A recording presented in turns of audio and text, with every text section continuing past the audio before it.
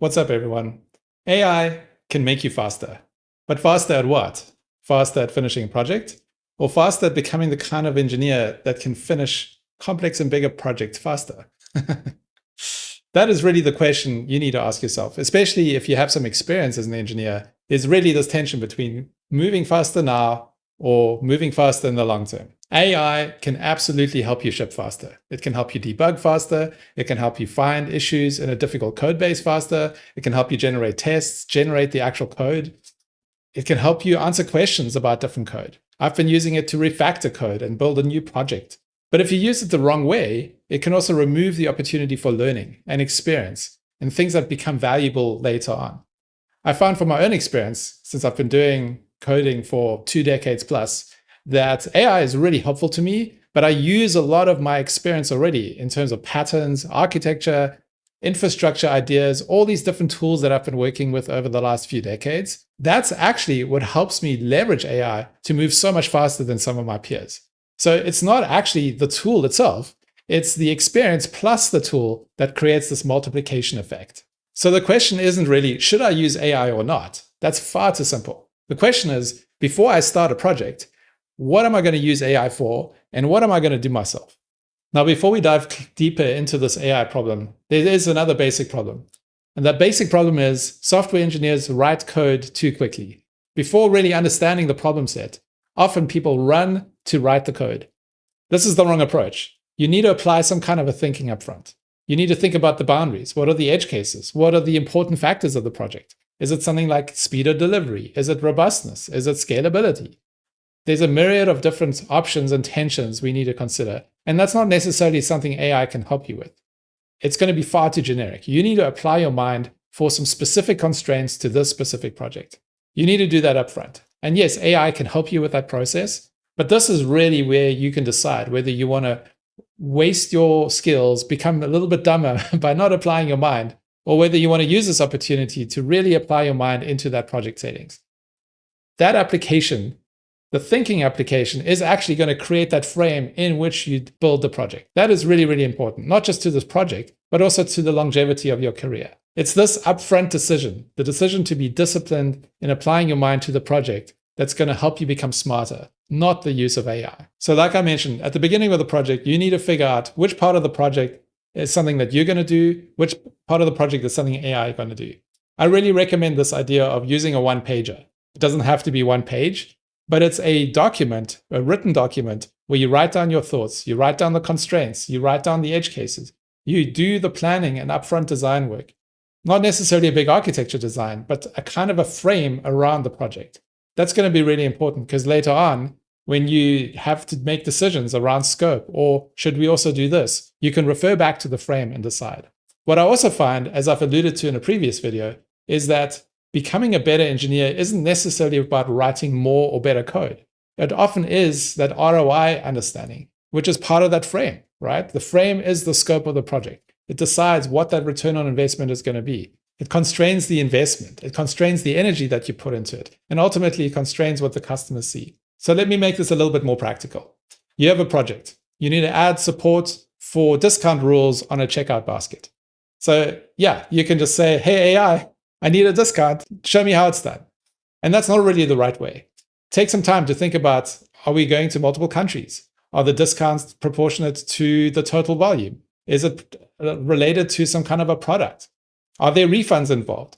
These are all very important questions, product questions, if you like, that the AI cannot actually answer. Yes, it may be able to help you ask better questions or more diverse questions, but the answers are really up to you. Another way where you can make sure that your coding skills aren't necessarily getting weaker but stronger is to find some of the specific points in the project that are tricky. Either it's code complexity, there's some certain risks because maybe you need to scale, or maybe there are CPU constraints. And take the time to build what I call a minimal repeatable example. This is from back in the Stack Overflow days. I heard about this. But essentially what you're trying to do is boil down the problem set to something very small. You can start a new repo, you can write some code to quickly flesh that out and really solve the kernel of the problem. Once you've done that, yeah, you could probably also implement that in the main project. The point really is that you understand the problem. You understand some of the trade-offs. You're not necessarily spending all your time to figure out the coding semantics or the various edge cases or integrations with different endpoints. Sure, like it can be useful to know some of those things, but when you're under operational pressure, this thing is in production and something isn't working, you want to be able to draw on that knowledge of how things work. The minimum repeatable example exercise is going to help you do that. Even if you don't fully understand the production code, the fact that you understand the principle and that you have some experience building something out like that is going to help you under those high pressure production outage situations. The other decision you need to make is, how are you going to use AI?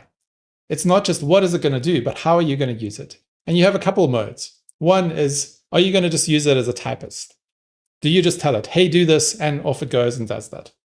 Especially as LLMs get smarter and the harnesses around it become more advanced, that is kind of an easy option. You can just give it a goal and off it goes and does a whole lot of work. That's definitely one option. Another option is to use AI as kind of like a pair programmer. You can ask it questions. You can ask specific questions about specific implementations. You can have it research and do reference implementations. You can check or validate your ideas. In fact, you don't have to ask it to solve the problems for you. You can question it like, hey, I'm thinking about applying the discount like this, and this is how I'm going to deal with different country rules. What do you think about this approach? What are the pitfalls? You could do that. Or think about one or two up front and see if it corroborates what you already know. That way, you can get some feedback on what you suggested, which is much, much stronger than just pretending like you already knew the answer because you read it on the screen later and it seemed correct. Another way to use AI, and I actually recommend that you do this all the time, is as a reviewer. Have it review the code. Have it specifically look for security flaws, edge cases, overflow issues, scaling problems. You don't have to necessarily solve those, but have it do a good review of your code. I think this is just good due diligence in this day and age. It's not necessarily the final gate that you trust for everything, but it's kind of like a pre-check before maybe you put the code up for peer review or you take the project and ask someone else for feedback. We've spoken a bit about how AI can help you implement a project, but how is it going to help you learn so that you don't just not get weaker, but you also get stronger? Ideally, you ask questions like this. What are the trade-offs between some of these designs? What is some of the simplest way to implement this? You can ask questions like, what does this decorator do? How should I be using this dependency? Often I find, especially when dealing with infrastructure problems, there are trade-offs between using this store or that store, trade-offs between different database engines or different storage mechanisms. Those are the kind of things that you can ask about.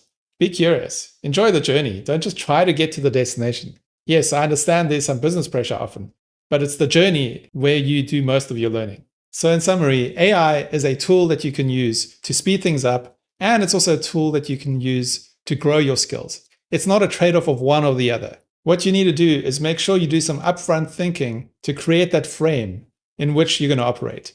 Make sure you understand and decide how AI is going to use you for that specific project. This could be a project scope to a day or to multiple weeks. Know what you are going to do and what AI is going to do.